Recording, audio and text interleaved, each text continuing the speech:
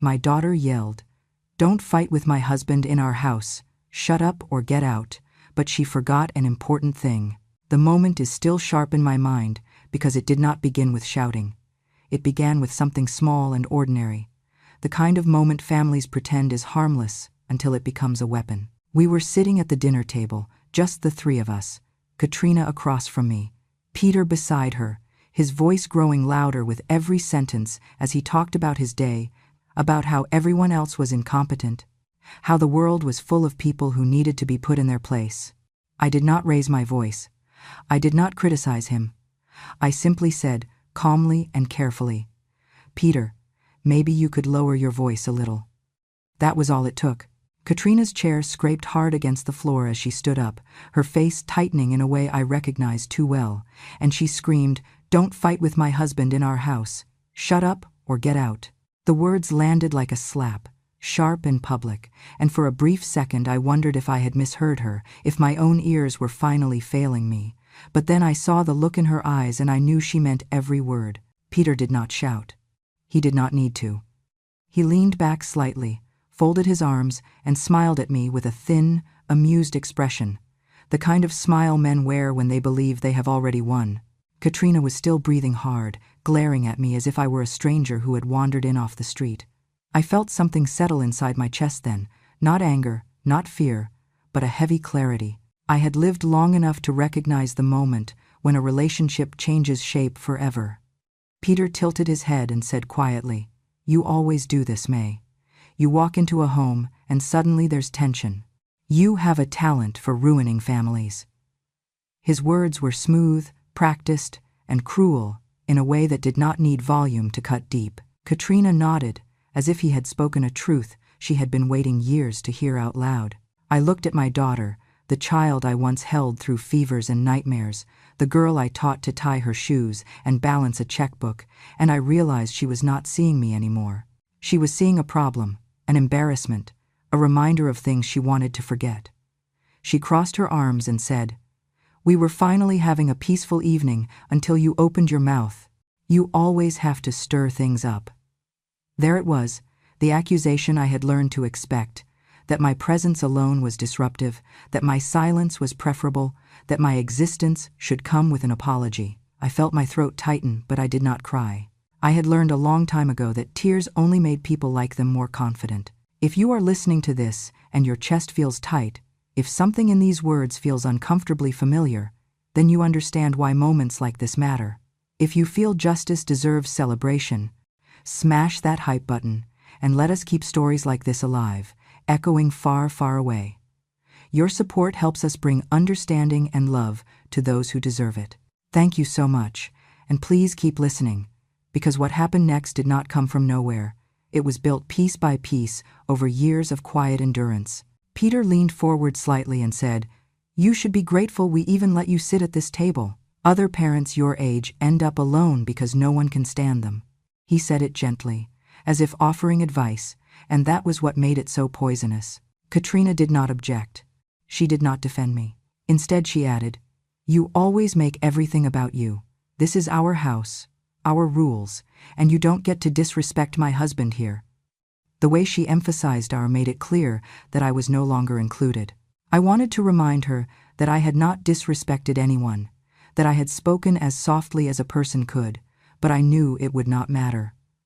Logic has no place where contempt has already taken root. I sat there, hands folded in my lap, listening as they explained who I was allowed to be in their lives. Katrina told me I was negative, that I was draining, that I had a way of turning happiness into tension just by opening my mouth. Peter watched me closely, his eyes alert, measuring whether his words were landing, and when he saw that I was not responding the way he expected, his smile widened. "See?" he said to Katrina. "She does this every time, plays the victim. That's how she controls people."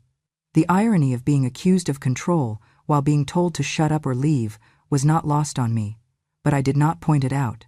I had learned that confronting lies does not always weaken them. What hurt most was not the shouting, not even the insults, but the certainty with which my daughter spoke, as if she had rehearsed these lines in her head long before this dinner. She told me I was lucky they tolerated me, that I should know my place, that if I wanted peace, I needed to stop causing problems. She did not see the contradiction in demanding silence and calling it harmony. As she spoke, I understood something important, something I had been avoiding for years. I was not being rejected because I was cruel or unreasonable. I was being rejected because my presence reminded them of truths they did not want acknowledged, and rather than face those truths, they chose to erase me. I finally looked at Peter and said, very quietly, "I never meant to fight." He shrugged as if that settled the matter and replied, "Intent doesn't matter when the damage is always the same." Katrina turned away from me then, signaling that the conversation was over, that my feelings were irrelevant. In that moment, sitting at that table, I felt the last thread of hope loosen inside me. I realized I was no longer fighting to be understood. I was fighting to survive with my dignity intact. And as painful as it was, that realization was also the beginning of something else, something they never saw coming. Because while they believed I was powerless, I had already learned how much damage silence can absorb before it transforms into resolve. Before anyone decided I was difficult, before my silence was mistaken for coldness, I was simply a woman trying to hold a life together with both hands. I became a widow when Katrina was still young enough to believe that promises could keep a man alive.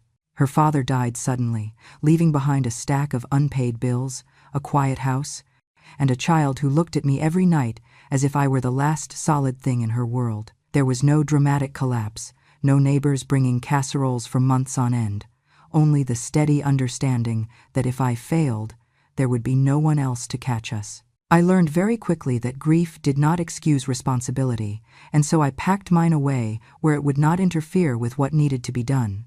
I went back to work as a bookkeeper, then as an accountant, because numbers were honest in a way people were not. They balanced or they did not, and if they did not, you fixed them. I lived by the same rule. I made lists, budgets, plans. I saved where others spent, repaired where others replaced, and said no more often than yes. Katrina did not grow up with lavish birthday parties or closets full of clothes, and I knew even then that she noticed the difference between our home and the homes of her friends. Other mothers baked cupcakes, shaped like cartoon characters, and hugged their children in front of everyone. I packed lunches that were nutritious and reminded her to bring a jacket. I did not know how to perform affection. I knew how to provide safety.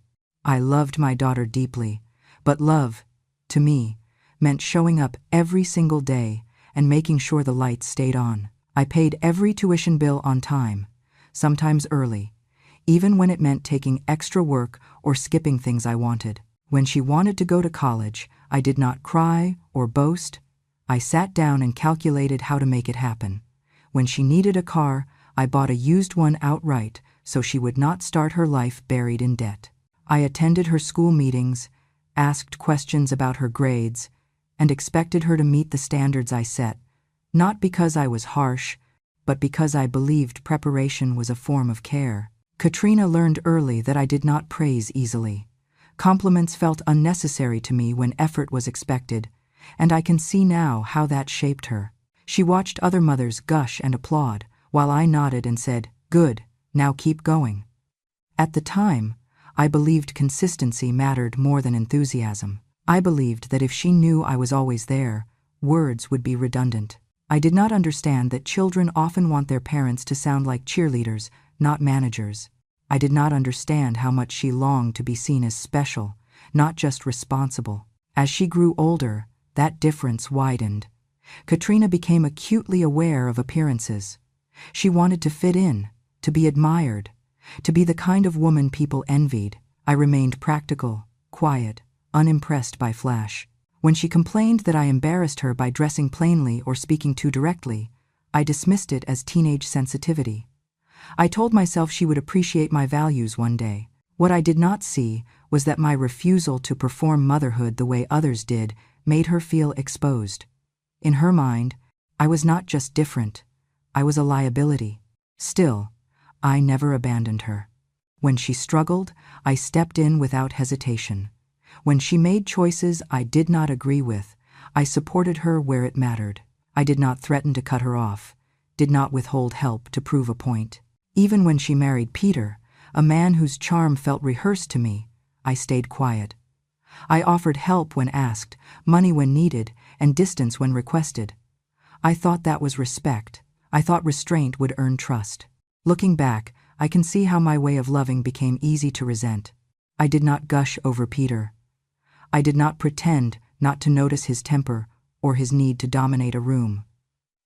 I watched, listened, and kept my opinions measured. To Katrina, who wanted validation above all else, my calm scrutiny felt like judgment. She wanted me to applaud her choices loudly, to erase any doubt with enthusiasm. Instead, I offered stability and honesty, and to her, that was not enough. She once told me, half joking and half serious, that I made everything feel heavy. I did not know how to explain that weight was what kept things from drifting apart. I had carried responsibility for so long that it felt like a second spine. I did not complain about it, did not dramatize my sacrifices, and perhaps that was my mistake. Because I did not announce what I gave up, it became invisible. Because I did not demand gratitude, it was assumed none was owed. By the time Katrina began comparing me openly to other mothers, the damage was already done. She admired women who were warm, expressive, indulgent, even when their support was shallow or inconsistent. I represented something she did not want to acknowledge, that love could be quiet, disciplined, and unglamorous. In a world that rewards display, my kind of devotion looked like absence, and so, without ever leaving her, I became easy to dismiss, easy to blame, and eventually, easy to treat as if I were less than I had always been. 12 years earlier, before the shouting became routine and before contempt learned to wear a smile, there was one night that changed everything, even though no one wanted to name it as such. Katrina and Peter had been married less than 2 years then, still performing happiness in public, still insisting that love meant endurance. I was visiting for the weekend, sleeping in the small guest room down the hall, when I heard raised voices through the walls. I told myself it was none of my business. I had learned that lesson well, but then I heard a sharp sound, the kind that does not belong to words, followed by Katrina crying out, not loudly, but in a way that came from surprise more than pain. I opened the door and saw her on the floor, one hand braced against the coffee table, her face flushed and stunned. Peter stood over her, breathing hard, his fists clenched, already shifting into explanation mode. He said it was an accident. He said she had provoked him. He said he was under pressure at work, that anyone would have snapped. Katrina looked at me then, not with anger, not yet, but with something like a plea, as if she wanted me to see it the way she needed to see it. I helped her up, asked if she was hurt, and she nodded no too quickly. Peter kept talking, filling the room with reasons and justifications, and I realized with a cold clarity that this moment would either be buried or it would be named. I had buried too many things in my life already. I stepped into the kitchen and called the police. When the officers arrived, the house changed shape. Neighbors came out onto their porches, curiosity traveling faster than compassion. Katrina sat on the couch, arms wrapped around herself, answering questions she did not want to answer. Peter's tone softened, his words careful now, crafted for witnesses. The officers warned him, documented the incident, and told him to keep his distance for the night. No one was arrested, but the message was clear enough. When they left, the silence that followed was worse than the shouting that had come before. Katrina did not thank me. She did not ask if I was all right. She turned on me with a fury I had never seen before and said, "How could you do this to me?" I thought she meant the shove, the fear, the humiliation of being knocked down in her own living room. But she meant the call. She meant the exposure. She meant the neighbors. She meant the way her life suddenly looked fragile from the outside. "You made everything worse," she said. "You made us a spectacle." Peter stood behind her, quiet now, watching as if he were learning something important. In the days that followed, Katrina stopped speaking to me unless she had to. When she did, her words were sharp and precise, aimed to wound. She told me I had betrayed her.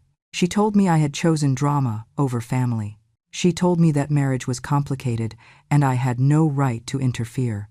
When I tried to explain that I had acted out of fear for her safety, she cut me off. "You didn't protect me," she said. "You humiliated me." That was the first time I understood that we were no longer standing on the same ground. Later, when things seemed calm again, When Peter returned with apologies and promises, Katrina confronted me with the sentence that would echo in my head for years. "You made me look like a woman who couldn't keep her husband," she said. Her voice was steady, controlled, and full of something brittle. In that moment, I saw the truth I had been circling without naming. She did not hate me because I had hurt her. She hated me because I had forced her to see herself as vulnerable, and vulnerability was the one thing she could not forgive. From then on, the story shifted. Peter's shove became stress. His temper became frustration. His behavior became something to manage quietly. My call became the real offense. I was labeled dramatic, intrusive, destructive. When I expressed concern, I was accused of trying to break them apart.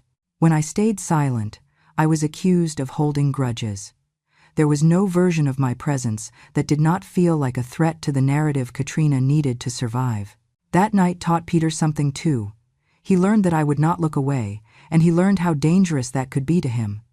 So he reframed me, slowly and carefully, as the problem. He suggested I exaggerated. He hinted that I enjoyed conflict. He told Katrina that I wanted control, that I wanted to make her dependent, that I could not stand seeing her happy. It worked because it gave her an explanation that preserved her pride. If I was the villain, she did not have to be the victim. From that point on, the double standard hardened. His actions were always contextualized. My words were always condemned. He was allowed weakness. I was not allowed truth. And every time Katrina chose that version of events, something in her closed toward me, until the mother who had once been her anchor became, in her mind, the one force that had to be silenced for her life to feel intact. Living with Katrina and Peter was not loud the way people imagine cruelty to be.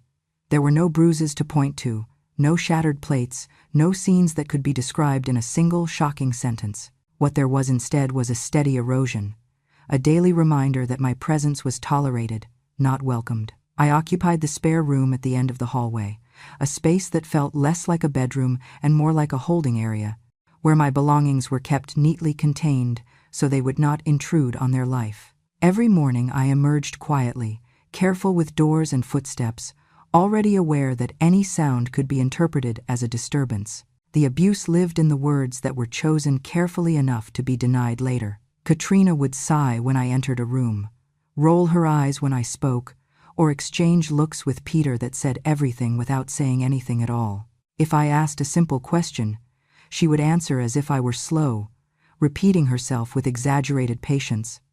If I stayed silent, she would accuse me of sulking. There was no correct posture, no safe tone. Every interaction carried the unspoken message that I was in the way. Peter perfected the art of quiet dominance. He never raised his voice with me. Instead, he leaned close and spoke just low enough that only I could hear him. "You should be grateful we let you stay here," he would say, his expression neutral, almost bored. "Most parents your age don't get this kind of kindness." The implication was clear. My shelter was conditional. My security could be withdrawn at any moment. When I looked to Katrina for reassurance, she would look away, busy herself with something else, as if the moment did not exist. Meals became exercises in restraint. Conversations would stop when I joined the table, then resume with careful references I was not meant to understand. Peter liked to correct me, even on things I knew well, interrupting with a smile and explaining basic concepts as if I were a child. If I objected, he would laugh softly and say, "I'm just trying to help." Katrina would nod, adding, "Don't be so sensitive, Mom." Sensitivity became my alleged flaw, the explanation for every discomfort I felt.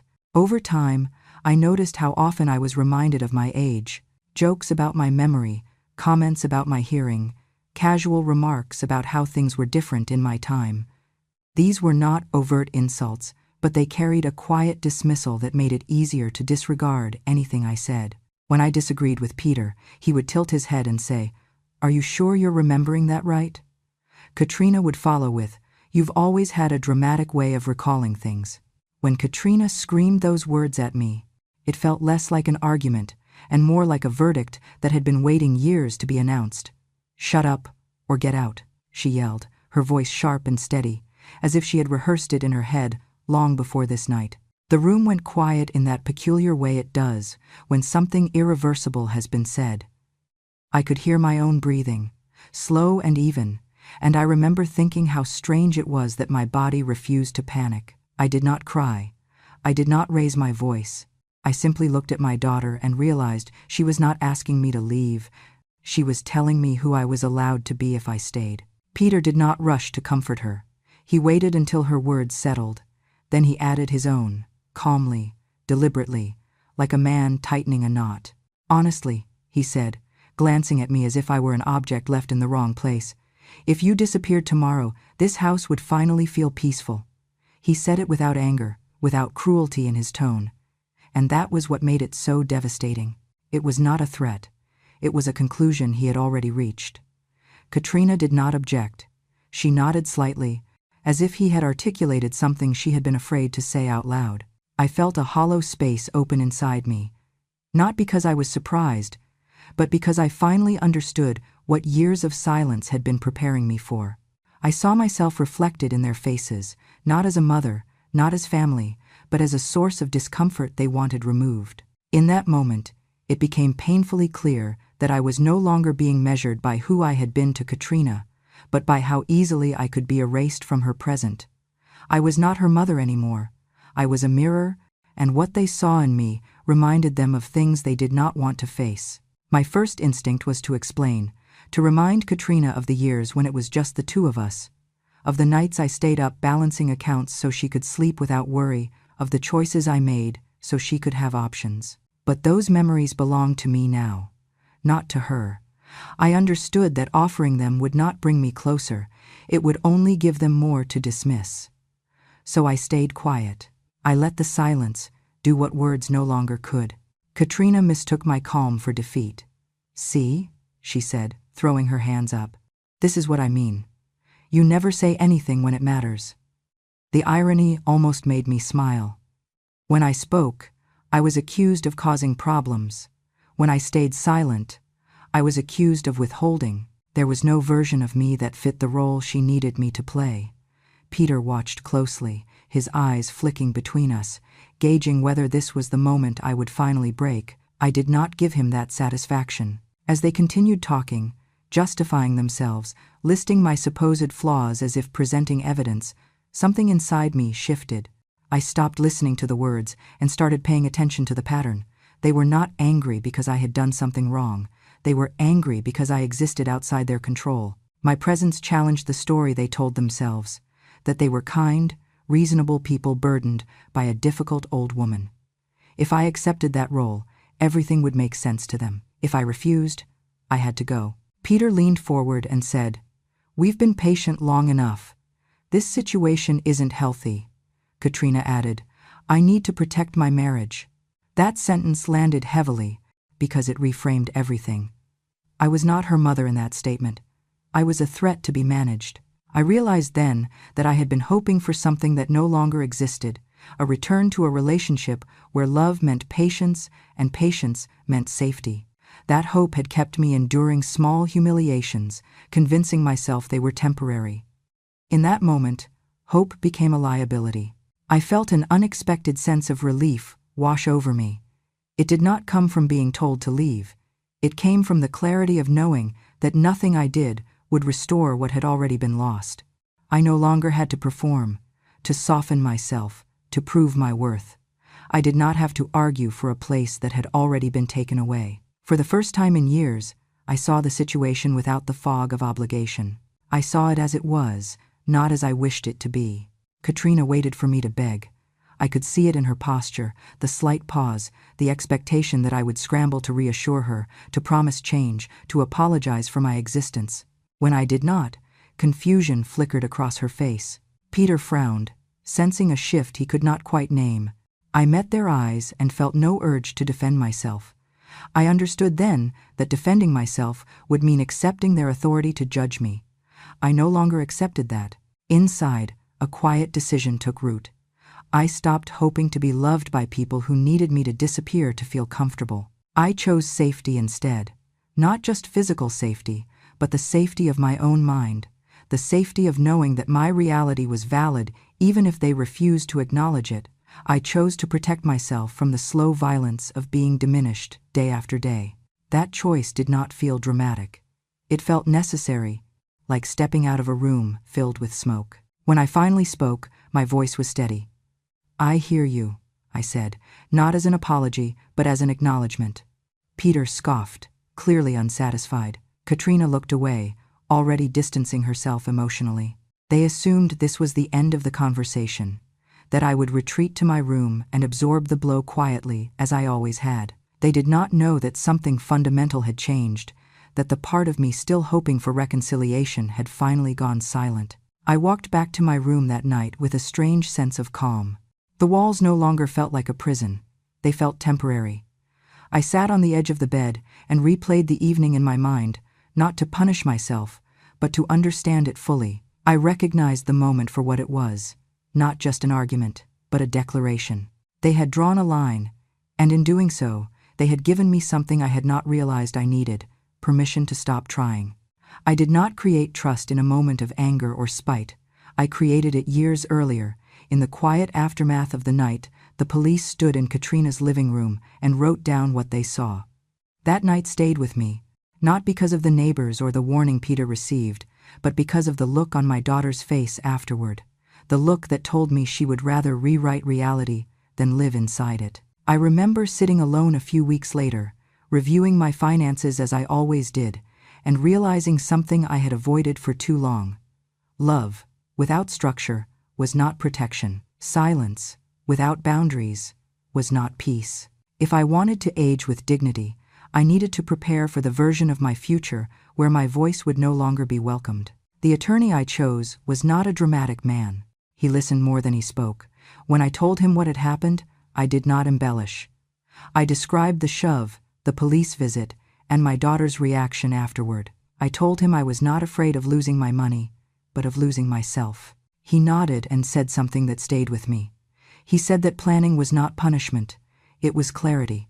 Together, we created a living trust that reflected my values, not just my assets. It was established after the police incident, not as a response to revenge, but as an acknowledgement of reality.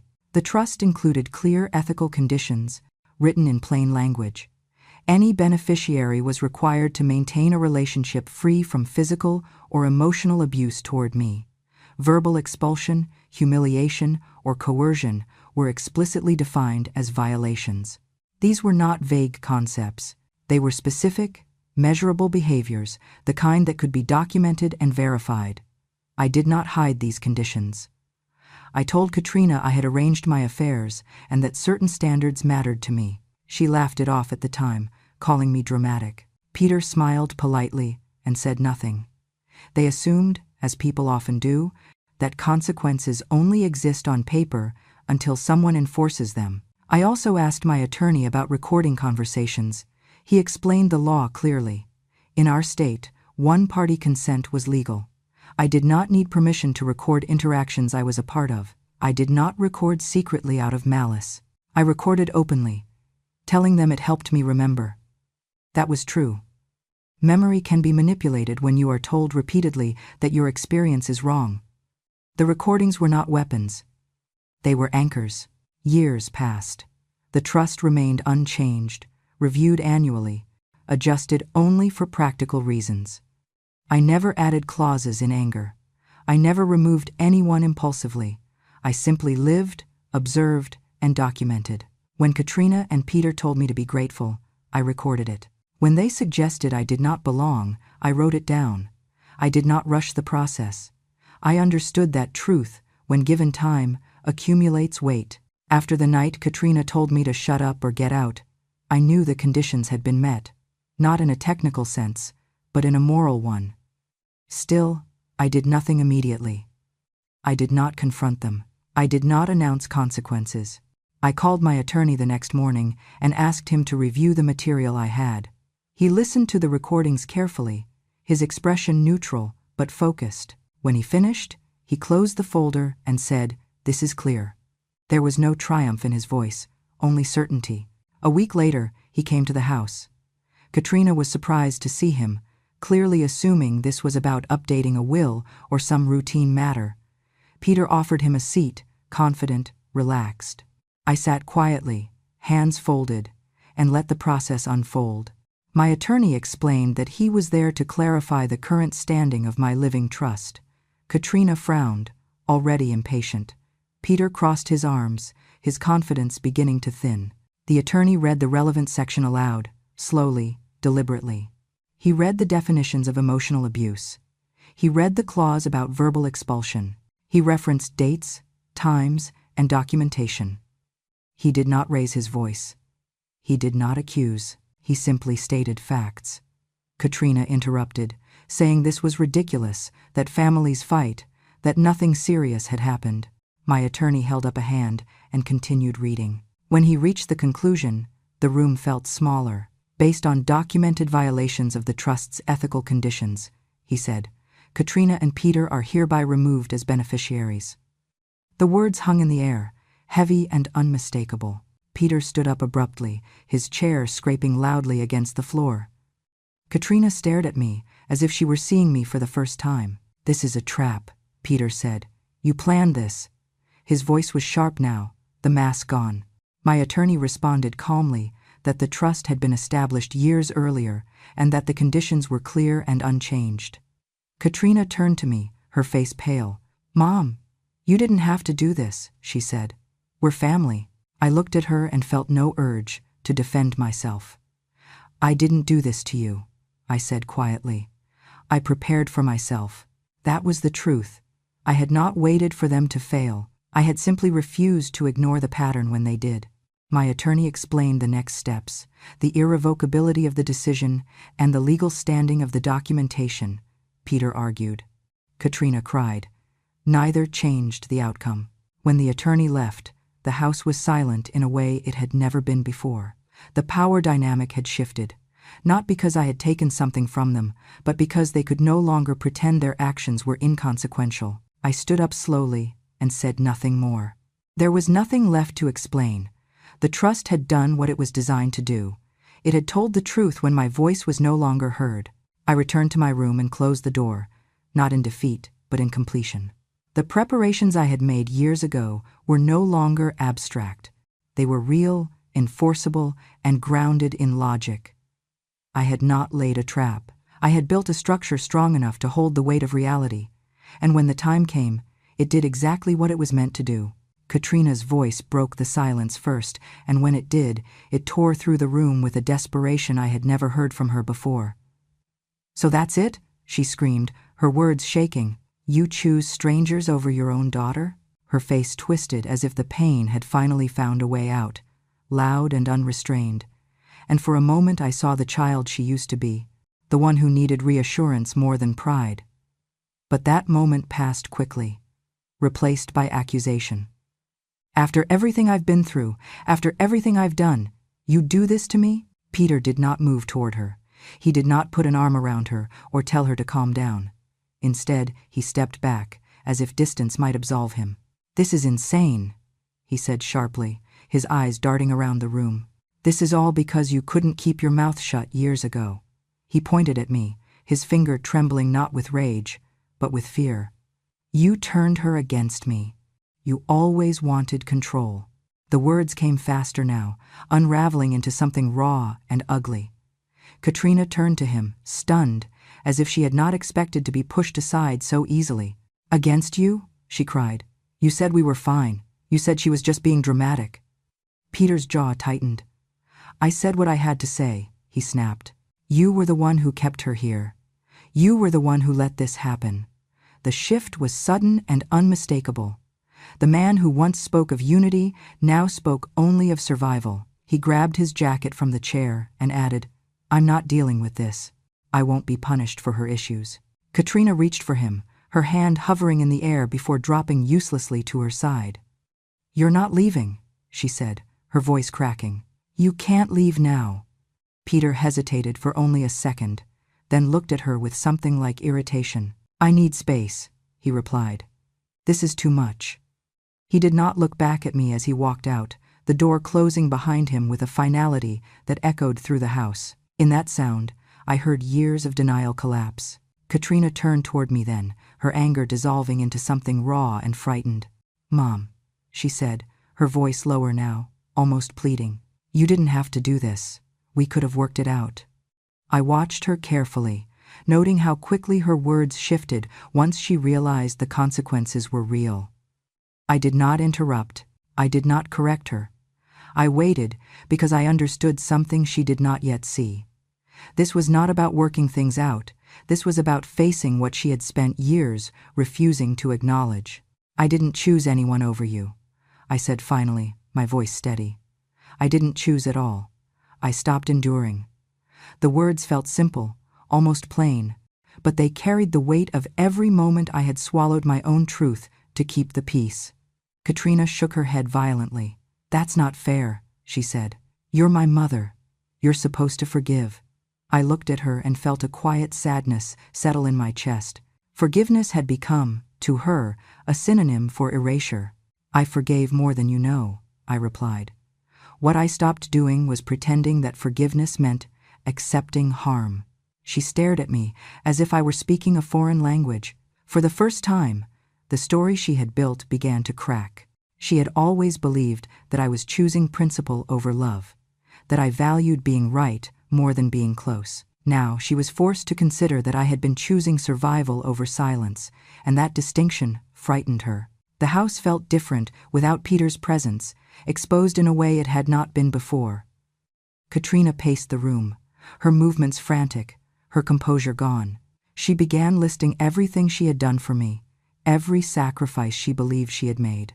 I listened, recognizing the familiar pattern of bargaining. When that failed, her voice turned sharp again. "You ruined my marriage," she accused. The sentence landed heavily, not because it was new, but because it was finally hollow. "I didn't ruin anything," I said quietly. "I stepped out of the lie that was holding it together." That was when she stopped pacing and looked at me with something close to fear. She was beginning to understand that without me as the scapegoat, the problems she had blamed on my presence had nowhere to hide. The tension between her and Peter, once softened by shared contempt, now stood exposed. Hours passed without resolution. Peter did not return. Katrina sat at the table, staring at nothing, the reality settling in slowly.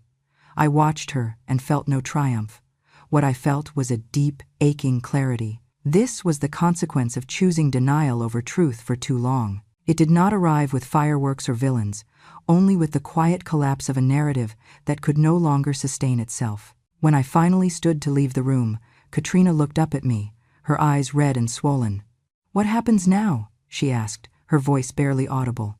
I paused, choosing my words carefully.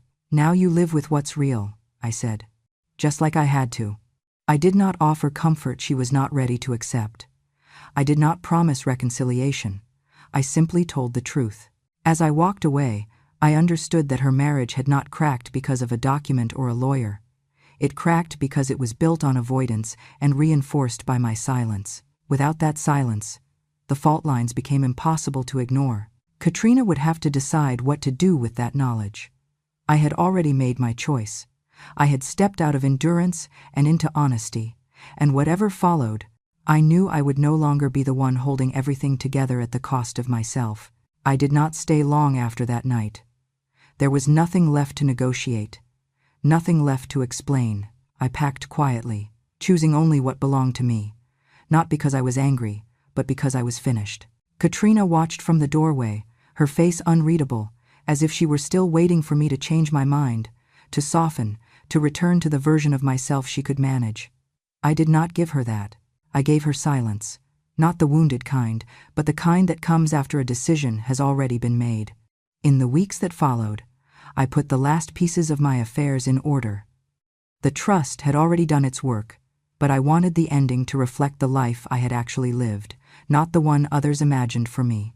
A portion of my assets was directed to a foundation that supports women escaping abusive homes, not because it made a statement, but because it made sense. I knew how easy it was for harm to hide behind closed doors and polite explanations. I knew how often silence was mistaken for consent. If my life had taught me anything, it was that safety should never depend on endurance. I also made sure a small but meaningful gift went to the neighbor who had once stood on her porch 12 years earlier, phone in hand, waiting with me until the police arrived. She never asked questions, never spread rumors. She simply showed up when it mattered. People like that rarely receive recognition, but they carry more moral weight than entire families sometimes do. It felt right to acknowledge that kind of quiet courage. Katrina called once, late at night, her voice tight and uncertain. She did not apologize. She asked questions that circled around the truth without touching it. She wanted to know if things could ever go back to the way they were. I told her gently that I was not interested in going backward. That conversation ended without resolution, but it did not haunt me. I had learned that not every ending needs agreement to be complete. Peter did not reach out at all. From what I heard, he framed the situation as an overreaction, a misunderstanding, an unfortunate consequence of my rigidity. He told people I had always been difficult. That did not surprise me. Men like him need a villain to avoid accountability. Without my silence to shield him, he found other ways to protect himself. It no longer concerned me. I moved into a small, quiet place of my own, nothing extravagant, nothing designed to impress. For the first time in years, I slept without tension in my shoulders, without rehearsing conversations in my head. The peace was not dramatic, it was steady. It came from knowing that I would not be told to shrink, to apologize, or to disappear. I did not feel victorious. I felt intact. People often assume that justice must look loud to be satisfying, that it requires humiliation or public defeat. That was never what I wanted. I did not need Katrina to beg or Peter to suffer. What I needed was to stop sacrificing my dignity in the hope of being tolerated. The satisfaction came not from what they lost, but from what I reclaimed. I reclaimed my sense of self, my right to define my own reality, my freedom from a role that demanded my erasure. There are moments, of course, when grief returns unexpectedly. I grieve the daughter I thought I had, the relationship I believed could be repaired if I just tried harder. But grief no longer controls my decisions. It walks beside me now, acknowledged but not obeyed. I have learned that love without boundaries is not love, it is self-abandonment, and I have done enough of that for one lifetime. On my last visit to collect a few remaining items, Katrina stood in the hallway, watching me as if she were seeing a stranger. "I never thought it would end like this," she said quietly. I met her eyes and felt no anger, only a calm certainty. "Neither did I," I replied, "but endings are not always failures. Sometimes they are corrections." She did not respond. Some truths take longer to settle. As I drove away, I did not look back at the house. It no longer represented home to me. Home, I had learned, was not a place where I was merely allowed to exist. It was a place where my presence did not require justification. That understanding came late in my life, but it came clearly, and it changed everything. If there is one thing I would say to anyone listening, it is this. When someone tells you to get out, pay attention, not because they have power over you, but because they are revealing who they are willing to be to keep their comfort intact. Katrina told me to shut up or leave, and in doing so, she forgot one important thing. I had been preparing for that moment for a very long time. I did not walk away defeated. I walked away ready, carrying with me the one thing no one had managed to take, my dignity, intact, and finally, my own. If this story moved you, if it made you think, or if it helped you feel seen, please take a moment to subscribe to Grandma True Stories. Your support allows these quiet truths to reach others who need them, people who may still be sitting in rooms where they are told to be silent. By subscribing, you help keep these voices alive and remind the world that wisdom does not fade with age, it deepens. And remember this, whether you are young or old, parent or child, boundaries are not cruelty, and choosing yourself is not betrayal. Sometimes, the bravest thing a grandmother can do is speak at last, not to hurt, but to finally be whole. Thank you for listening.